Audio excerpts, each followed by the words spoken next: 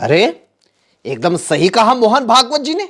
भारत को सच्ची आजादी उस दिन मिली जिस दिन राम मंदिर का निर्माण हुआ।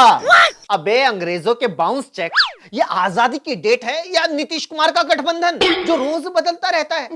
कभी तुम लोग कहते हो असली आजादी तो देश को तब मिली जब मोदी प्रधानमंत्री बने, कभी कहते हो असली आजादी तो तब मिली जब जीएसटी लागू हुआ, और कभी कहते हो कि आजादी तो तब मिली जब राम मंदिर बना। एक काम करो, ये तुम लोग है ना वन नेशन वन इलेक्शन ये सब बाद में करना, पहले देश में वन नेशन वन आजादी लागू करो। अरे करेंगे करेंगे, धीरे धीरे सब करेंगे, लेकिन ये बात सच है कि ये 15 अगस्त 1947 वाली नकली आजादी को हम कभी नहीं मानेंगे। तो ठीक है, मत मानो, बोलो मोदी से कि हर एक 15 अगस्त को ये लाल किले से गला फाड़ना बंद करें, बंद करो ये 26 जनवरी मनाना। अगर 2014 से पहले भारत आजाद देश नहीं था तो बीजेपी इस देश में चुनाव क्यों लड़ती थी, क्यों सरकारें बनाती थी? बताओ, क्यों मोदी मुख्यमंत्री और प्रधानमंत्री बने? बायकॉट करना था, अब कर दो, अपने पद से इस्तीफा दो और भगत सिंह, नेहरू, गांधी की तरह आजादी की लड़ाई लड़ो। क्योंकि आज मोदी के पास जो पद है, बीजेपी के पास जो सत्ता है, वो सब 1947 वाली आजादी की देन है। ना देश 1947 में आजाद होता, ना देश में संविधान होता, ना चुनाव होते, ना वोटिंग होती, और ना ही मोदी पीएम बनते, और ना ही देश में तुम्हारे जैसी सामान्य ज्ञान रहित शापित आत्माएं भटकती। अरे यही बात तो तुम्हारे जैसे लिब्रांडो को समझ में नहीं आती। अरे वो 1947 वाली राजनीतिक आजादी थी।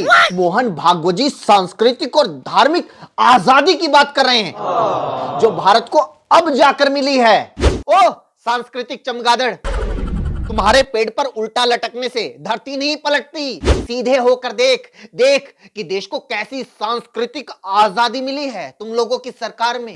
खुद तुम्हारे बड़े बड़े नेताओं के बच्चे क्रिश्चियन देशों के कॉलेज यूनिवर्सिटी में जाकर चर्च के भीतर मोमबत्तियां जला रहे हैं।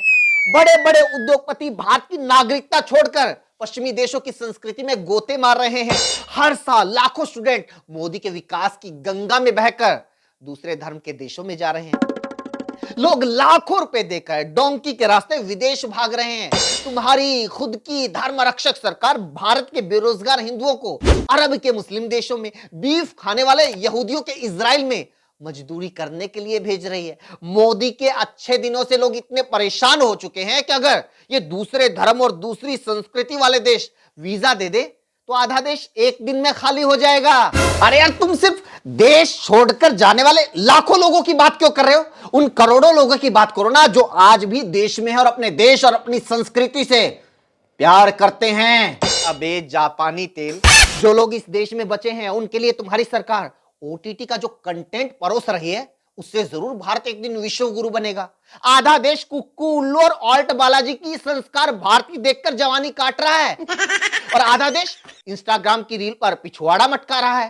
तुम्हारी सरकार ने लोगों की इस कदर मानसिक नसबंदी कर दी है कि लोग सोशल मीडिया पर फॉलोअर बढ़ाने के लिए साधु संतों के कपड़े पहनकर घूम रहे हैं। पाखंडी बाबा आज धर्म के रक्षक बने हुए हैं। रेप मर्डर करके जेल में बैठे लोग वोटों के ठेकेदार बने हुए हैं। पता, इसी सांस्कृतिक आजादी की बात कर रहे हैं मोहन भागवत। अरे बात को इधर उधर क्यों घुमा रहे हो? वो राम मंदिर की बात कर रहे थे, उसकी बात करो ना। हाँ तो करो मंदिर की बात। तुम्हारे पूर्वजों ने जैसी लड़ाई 1947 वाली आजादी के लिए लड़ी थी, वैसी ही लड़ाई मंदिर वाली आजादी के लिए लड़ी थी। क्या मतलब?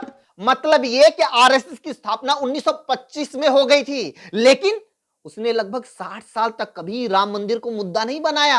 आरएसएस के एजेंडे में राम मंदिर आया 1980 में। तुम लोगों की पहली पार्टी जनसंघ 1951 में बन गई थी, लेकिन उसके एजेंडे में कभी राम मंदिर था ही नहीं।